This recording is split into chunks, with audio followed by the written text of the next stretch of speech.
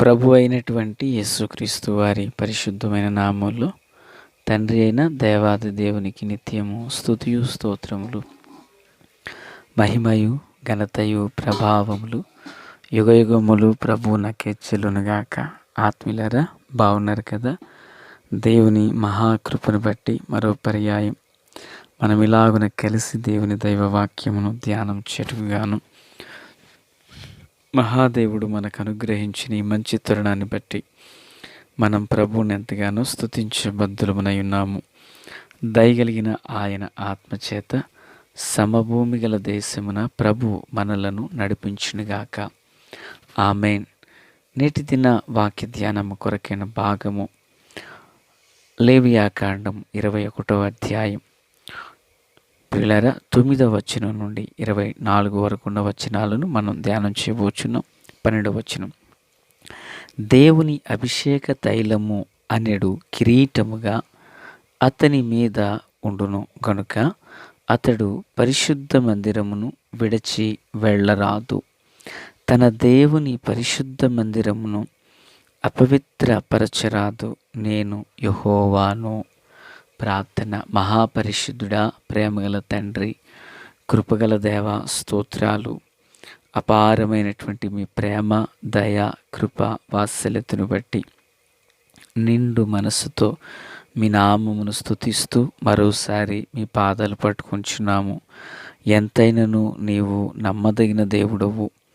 మా పితరులైన అబ్రహాము, ఇస్సాకు, యాకోబులకు తోడై ఉంటానని వాగ్దానం చేసిన వాగ్దాన పూర్ణుడా, వాత్సల్యపూర్ణుడా, మీకు స్తోత్రాలు తండ్రి. సమయంలో చదవబడిన వాక్యం మీది. వినుచున్న వారందరూ మీ వారునై ఉన్నారు. మీ దాసుడనైన నన్ను సంపూర్ణముగా మరుగు చేసి మీ దైవస్వరమును వినిపింపచేయమని, రాకడ కొరకు, రాజ్యం కొరకు సిద్ధం చేయమని, సియోనులో నుండి మీ హస్తాన్ని చాపమని యేసయ్య పరిశుద్ధమైన నామంలో అడిగి వేడుకొని పొందుచున్నామని నమ్ముచున్నాము మా తండ్రి. ఆమెన్. ఆత్మీయులారా, బాగున్నారా? ప్రభు అయినటువంటి యేసయ్య నామంలో మరి ఈ వాక్యాన్ని వించిన అందరికీ వందనాలు. ఇక్కడ అభిషేకమును ఒక పదముతో పోల్చడం జరిగింది. ఏమంటున్నారంటే అభిషేక తైలము అనేది కిరీటముగా అన్నారు. కిరీటము అంటే అభిషేకాన్ని దేనికి పోలుస్తున్నారు? కిరీటమునకు పోలుస్తున్నారు. సాధారణంగా కిరీటం అనేది ఎవరి మీద ఉంటుంది? రాజు మీద ఉంటుంది, రాణి మీద ఉంటుంది. ఇక కిరీటం అనేది ఒక శ్రేష్టమైన ఘనతను సూచిస్తూ ఉంటుంది. ఘనత. ప్రియులారా, రాజు తల మీద ఉన్న కిరీటం తన యొక్క ఉన్నతమైన పదవిని, ఘనతను చాటి చెబుతూ ఉంది. అలాగే ఇక్కడ ఒక వ్యక్తి మీద ఉన్న అభిషేకం తనను దైవికమైన ఘనతకు పాత్రులుగా ఎంచుతుంది. ఆత్మీయులారా, అభిషేకం అనేది ఎంతో శ్రేష్టమైనది. ప్రభు అయినటువంటి యేసుక్రీస్తు వారు యోర్దాను నదిలో ఆయన బాప్తిస్మమును పొంది ఒడ్డునకు వచ్చినప్పుడు ఆకాశం నుండి ఒక స్వరం, పావురం వలె పరిశుద్ధాత్మ ఆయన మీదకి రాగా, ఈయన నా ప్రియ కుమారుడు, ఈయన యందు నేను ఆనందించుచున్నాను అనే మాటను చూస్తున్నాం. పరిశుద్ధాత్మ బలముతో ఆయన అరణ్యానికి త్రోసుకుని పోబడ్డారు. 40 దినాలు అడవి మృగములతో కూడా ఉండి ప్రార్థన చేశారు. తదుపరి ప్రియులారా, మరి ఆత్మ బలముతో ఆయన తిరిగి వచ్చినట్లుగా చూస్తున్నాం. అయితే ఈ అభిషేకం ఏం చేసింది, అభిషేకం ఏం చేయబోతుంది అనేదే మనం ఈరోజు ధ్యానం చేయబోతున్నాం. యెషయా ప్రవచన గ్రంథం 61వ అధ్యాయం 1వ వచనం. ప్రభువు యెహోవా ఆత్మ నా మీదికి వచ్చియున్నది, దీనులకు సువర్తమానము ప్రకటించుటకు యెహోవా నన్ను అభిషేకించెను, నలిగిన హృదయము గల వారిని దృఢపరుచుటకును, చెరలోనున్న వారికి విడుదలను, బంధింపబడిన వారికి విముక్తిని ప్రకటించుటకును అని చూస్తున్నాం. అంటే యేసు ప్రభుల వారు ఆయన దేవాలయంలోనికి వెళ్ళినప్పుడు తన వంతు క్రమం రాగానే ఆయనకు యెషయా ప్రవచన గ్రంథంలోని ఈ భాగము ఆయన వంతుగా వచ్చినది. అప్పుడు ప్రభువు ఈ భాగాన్ని చదివారు. ఇందులో ఏమనుంది? ప్రభువుకు యెహోవా ఆత్మ నా మీదికి వచ్చి ఉన్నది. ఎందుకు అభిషేకం వచ్చింది? ఎందుకు దేవుని ఆత్మ ప్రభు మీదకి వచ్చినది అంటే, ఒకటి, దీనులకు సువార్తమానము ప్రకటన చేయడానికే. ఒక వ్యక్తి సువార్త చేయుటకు గాను, సువార్త అనగా యేసుక్రీస్తు యొక్క జననం, యేసుక్రీస్తు యొక్క మరణం, యేసుక్రీస్తు యొక్క పునరుత్థాన సంగతులే సువార్త. నశించిపోతున్న లోకానికి జీవింపచేయు దేవుని యొక్క సంగతులే సువార్త. ఈ సువార్త ప్రకటించుట కొరకు గాను దేవుడు యేసయ్యను అభిషేకించారంట. ఎంత గొప్ప అద్భుతం ప్రియులారా!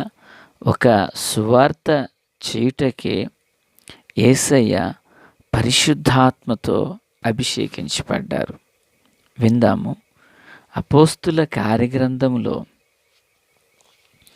పలహారం పంచిపెట్టుటకు వారు పరిశుద్ధాత్మతో నింపబడ్డారు. ఎంత గొప్ప సంగతులు! ఇక్కడ సువార్త ప్రకటన చేయుటకు అభిషేకాన్ని పొందుకున్నారు. అక్కడ పలహారం పంచిపెట్టడానికి పరిశుద్ధాత్మను పొందుకున్నారు. అంటే ఒక మనుష్యుడు లేదా ఒక దైవజనుడు సేవ చేయనప్పుడు అతడు అభిషేకించబడడం ఎంత అత్యంత అవసరమో అనేది మనం గుర్తు చేసుకోవాలి. దేవుని పిల్లారా, క్రీస్తునందు నాకు అత్యంత సన్నిహితులారా, ఆధ్యాత్మికంగా మన దైనందిన చిన్న జీవితంలో మనము కూడా అభిషేకించబడాలి. పలహారం పంచిపెట్టడానికే పరిశుద్ధాత్మను పొందుకొనవలసి వస్తే, సువార్త ప్రకటన చేయడానికే దేవుని ఆత్మాభిషేకాన్ని కలిగి ఉండవలిస్తే, పిల్లరా, నలిగిన హృదయము గల వారిని దృఢపరచడానికి, చెరలో ఉన్న వారిని విడుదల చేయటం కానీ, బంధింపబడిన వారికి విముక్తిని ప్రకటించుటకు కానీ అభిషేకం అనేది అవసరం. దేవుని వాక్యం సెలవిస్తుంది, ఆత్మ ఎక్కడ ఉండునో అక్కడ స్వాతంత్ర్యం ఉంటుందంట. దేవుని అభిషేకం ప్రతి కాడిని విరగకొడుతుందంట. అంటే ఇక్కడ దేవుని గుడారంలో పరిచర్య చేయుటకు గాను అహరోను కుమారులు ఎలాగున ప్రతిష్ఠించబడి దేవుని ఆత్మచేత అభిషేకం అనేది కిరీటమును వాళ్ళు పొందుకున్నారు. అలాగునే పిల్లరా, మనము దేవుని నివాసములో యాజకత్వం అంది. యాచ కాదు, యాజకత్వం అంది. యాచన అంటే అడుక్కోవడం, యాజకత్వం అంటే పాలన చేస్తూ పరిచర్య చేయడం. ప్రియులారా, అయితే ఇక్కడ అహరోను కుమారులు అభిషేకించబడుతున్నారు. అభిషేక తైలము అనబడిన కిరీటాన్ని వాళ్ళు పొందుకుంటున్నారు. దేవుని మందిరమును మరి అపవిత్రపరచకుండా చూసుకోవాలంటూ దేవుడి వచనం 12వ వచనంలో తెలియపరిచారు. ప్రియులారా, మన జీవితంలో కూడా మనం అభిషేకించబడాలి. పరిశుద్ధ ఆత్మశక్తితో నింపబడాలి. వాక్యం సెలవిస్తుంది, ఎందరు దేవుని ఆత్మ చేత నింపబడుదురో వారందరూ దేవుని కుమారులునై యుందురు అనే వాక్యం ఉంది. ఈరోజు జీవము కలిగిన దేవుని పిల్లలుగా మన జీవితంలో మనము అభిషేకించబడిన వారమునై ఉండాలి. అభిషేకం ప్రతి వ్యక్తిని బాగు చేస్తుంది. అభిషేకం ఒక వ్యక్తి పాపములను తొట్టిల్లిపోకుండా కాపాడుతుంది. అభిషేకం దేవుని నామం పేరట మనకు ఘనతను కలుగచేస్తుంది. అభిషేకం మన యొద్ద ఏదీ లేకపోయినా అభిషేకం అనబడిన ధైర్యముతో, విశ్వాసంతో మనం ముందుకు సాగిపోగలం. ఆత్మీయులారా, జీవం కలిగిన దేవుని ప్రియమైన పిల్లలుగా దైవికమైన సన్నిధిని కలిగిన వారమై ప్రభు యొక్క కృపను పొందుచు అభిషేకంతో నింపబడి దేవుని కృపను స్వాధీనపరుచుకుందుము గాక. ఆమెన్. తండ్రి దేవా స్తోత్రం. వాక్యం అందరి హృదయంలో ఫలభరితం చేయండి. మీ జీవముతోనూ కృపతోనూ బలముతోనూ నింపండి. ఆశ్చర్యకరమైన మీ కృపా వెలుగు మా అందరికీ తోడయుండును గాక. మా ప్రియులందరినీ దీవించండి. యేసు నామమున ఆమేన్. తండ్రి దేవా స్తోత్రం.